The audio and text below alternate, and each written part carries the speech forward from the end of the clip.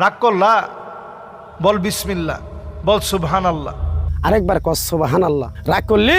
তুমি এমন একটা ব্যক্তি, মানুষের দুঃখ কষ্ট দেখতে পারো না, তার পাশে যাই দাঁড়াও, তারা এসে তোমার পিছন থেকে ক্ষতি করার জন্য ঘুরে। কথাটা ঠিক নেবে? ঠিক ঠিক। রাগ করলা? মাআযাল্লাহ, এটা মুসলিম সমাজের জন্য এর চেয়ে বড় লজ্জাস্কর বিষয় আর হতে পারে না। আমরা এখন দেখতে পাচ্ছি যে হয়তো কোনো গণক, সে গণ্ড মূর্খ, তার কোনো জ্ঞান নেই, পাপিষ্ট নরাদম সে, তার এই কথা ভাইরাল হওয়ার পরে এখন কেন আমাদের সবার বলতে হবে রাগ করলা, বল বিসমিল্লাহ, বল সুবহানাল্লাহ।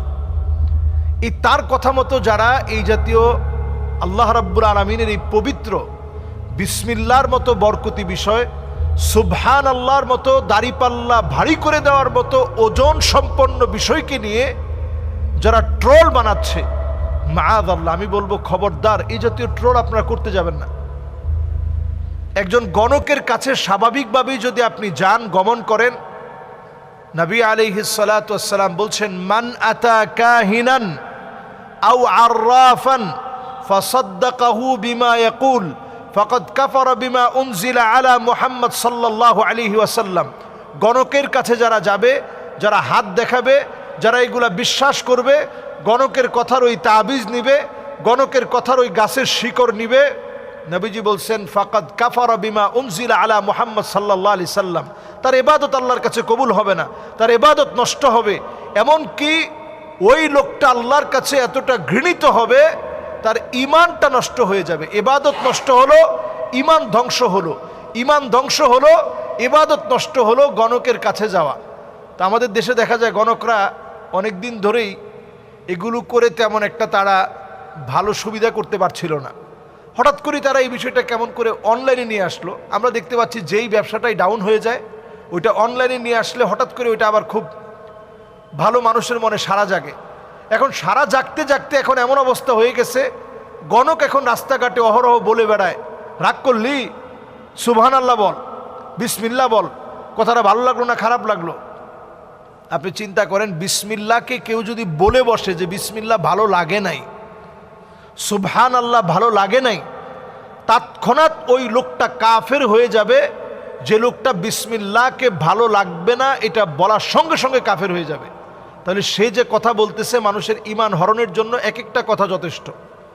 এরপরে আসুন, সে যে কথাগুলো নর্মালি বলে থাকে যে তুই সবার জন্য অনেক কিছু করিস কিন্তু কেউ তোর কষ্টটা বুঝে না, সবার জন্য তুই সব দিয়ে দিস, সবার জন্য তুই সব কিছু ব্যয় করে ফেলিস, কিন্তু কেউ তোর মনের বেদনাটা বুঝে না।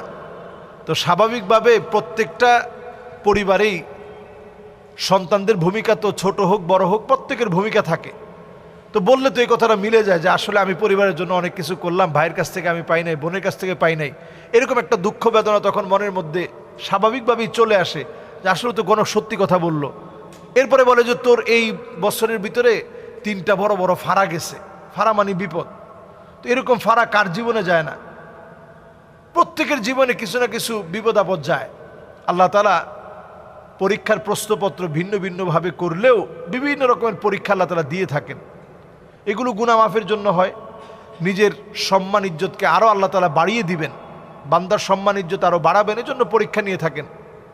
তো তারা বলে তোর এই কয়টা ফাড়া গেছে, সামনে আরও এই কয়টা ফাড়া আছে, রাগ করলি বলে আপনার বললো যে সুবহানাল্লাহ বল, তাহলে তোর ফাড়া কেটে যাবে। আসলে কিন্তু সুবহানাল্লাহ বলে সে অ্যাট্রাকশনটা, তার দিকে আপনার মনোযোগটা সে কিন্তু পুরোপুরি নিয়ে নিচ্ছে। এরপরে সে আপনার চোখে চোখে তাকায় বলল যে এই যে আমি কথাটা বললাম, কথাটা কি ভুল বললাম না ঠিক বললাম? হ্যাঁ ঠিক বলছি। ঠিক বললে তোর সাথে কি আগে কখনো আমার দেখা সাক্ষাৎ হয়েছে? না, দেখা সাক্ষাৎ হয় নাই। মিশা কথা কইস না, মিশা কথা কইলে আল্লাহকে দাবি থাকবি। যেই লোকটা আপনার দাবি শিখাচ্ছে ওই লোকটা আসলে কোনো মুসলমানই না, তার কোনো ঈমানই নাই, সে আপনাকে ঈমানের দাবি দিয়ে আল্লাহর কসম দিয়ে সে আপনাকে আটকায় ফেলতেছে। এরপরে দেখবেন বলবে যে আমার কাছ থেকে ওষুধ নেওয়ার জন্য 1 কোটি টাকা দিল, আমি ওষুধ দেই না। আমার বাপ বলছে ওষুধ বেচা কোনো সময় নিবি না, টাকা খাবি না, খাইলে ওই টাকা তোর উপরে আগুন হিসাবে আসবে, গজব দিয়ে তুই নিজে শেষ হয়ে যাবি। তা টাকা নিচ্ছি কিসের জন্য? টাকা নিচ্ছি পেটের জন্য। ওই মানে ঘুরায় পেঁচায় সে আপনার কাছে একটা গাছের শিকড় অথবা একটা গাছের পাতা এক্কেবারে বুং বাং দিয়ে আপনার কাছে বিক্রি করে চলে গেল, আপনি মনে করলেন যে আপনার ভাগ্য পরিবর্তন হয়ে যাবে। কোথাও কোথাও একটা পাথর বিক্রি করে দিয়ে গেল, আপনি মনে করলেন এই পাথর আমার ভাগ্য পরিবর্তন করে দিবে। টোটাল এই বিষয়টা সম্পূর্ণরূপে শিরক, এগুলো ঈমান বিধ্বংসী বিষয়। এজন্য আমরা এগুলা নিয়ে ট্রল করব না, এদের কাছে যাওয়ার প্রশ্নই আসে না। যত রকমের আংটি হোক, এই যে আমরা আংটি পরেছি, এই আংটিটা হচ্ছে শুধুমাত্র, এই আংটিটা শুধু না, অন্যান্য যত আংটি আমরা পরব, এটা শুধুমাত্র একটা বৈধ ফ্যাশন, যে ফ্যাশনটা ইসলাম আপনাকে বৈধতা দিয়েছে, আপনি করতে পারবেন। এছাড়া অন্য কোনো কারণে আংটি আপনি পরবেন, আংটি আপনার একটা উপকার নিয়ে আসবে, এরকম কোনো কারণে আংটি পরা যাবে না। আকিক পাথর, এই আকিক পাথরটা নবীজি সাল্লাল্লাহু আলাইহি সাল্লাম ব্যবহার করেছেন, পরেছেন, আপনি সেই হিসাবে পড়তে পারেন। এর বেশি কোনো কিছু মনে করার কোনো সুযোগ ইসলামে নেই। কোনো গণকের কাছে যাওয়া যাবে না, টিয়া পাখির কথা বিশ্বাস করা যাবে না। এখন দেখবেন এই গণকরা সব কিছু অনলাইনে নিয়ে আসছে।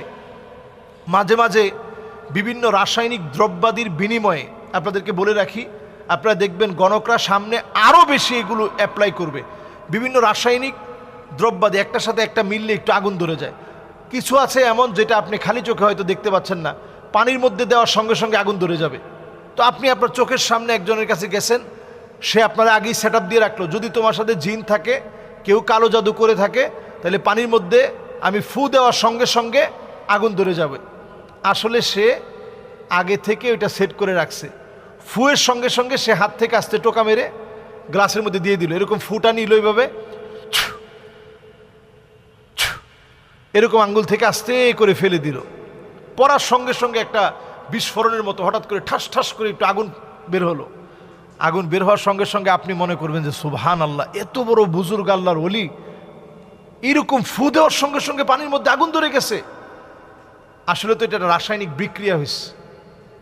এই রাসায়নিক বিক্রিয়ার ফলে এখান থেকে আগুন ধরেছে। এই জন্য কোনো গণকের কথা বিশ্বাস করার কোনো সুযোগ নেই। গণকের কথা বিশ্বাস করা হারাম, ঈমান বিধ্বংসী বিষয়। এদের কাছে গেলে আপনি কোরআনকে অস্বীকার করলেন, আপনার নামাজ, রোজা, হজ, জাকাত কবুল হবে না, নষ্ট হবে এদের কাছে যাওয়ার কারণে। আল্লাহ তাআলা আমাদেরকে বোঝার তৌফিক দান করুক। আসসালামু আলাইকুম ওয়া রাহমাতুল্লাহি ওয়া বারাকাতুহু। কোরবানির পশু হারিয়ে গেলে করণীয় কি? কোরবানির পশু যদি ভাই হারিয়ে যায়, তাহলে আপনাকে কোরবানি দিতে হবে। আল্লাহ তাআলা যদি আপনাকে সামর্থ্যবান বানান, আপনি অবশ্যই কোরবানির পশু হারিয়ে গেলে আবার কোরবানির পশু কিনবেন, কোরবানি দিবেন। তবে সমান টাকার হতে হবে না, একই টাকার হওয়া লাগবে না। ধরুন আপনি কোরবানি দিয়েছেন, আগের পশুটা আপনি কিনছিলেন 2 লাখ টাকা, এখন কি 2 লাখ টাকা দিয়ে কিনতে হবে? না, বরং আপনি আপনার সাধ্য মতো যতটুকুন পারেন সামর্থ্য অনুযায়ী দিবেন। এখন কোরবানি যদি আপনি না দেন, তাহলে নবীজি সাল্লাল্লাহু আলাইহি সাল্লাম খুবই ভয়ঙ্করভাবে তাদেরকে ভর্ৎসনা করেছেন, এবং নবীজি বলেছেন যে যাকে আল্লাহ তাআলা টাকা দিয়েছেন, অর্থ দিয়েছেন, ফালাম ইউদাহি, কিন্তু সে কোরবানি করে নাই, ফালা ইয়াকরাবান্না মুসাল্লানা, সে যেন আমাদের মুসল্লায় না আসে। কেমন যেন নবীজি বলতে চাচ্ছেন যে ওই লোকটার নামাজের দরকার কি, যে কোরবানি করে নাই সে নামাজ পড়বে কি? এজন্য আমরা কোরবানি, যাদের তৌফিক আছে, হারিয়ে গেলেও কোরবানি করতে হবে।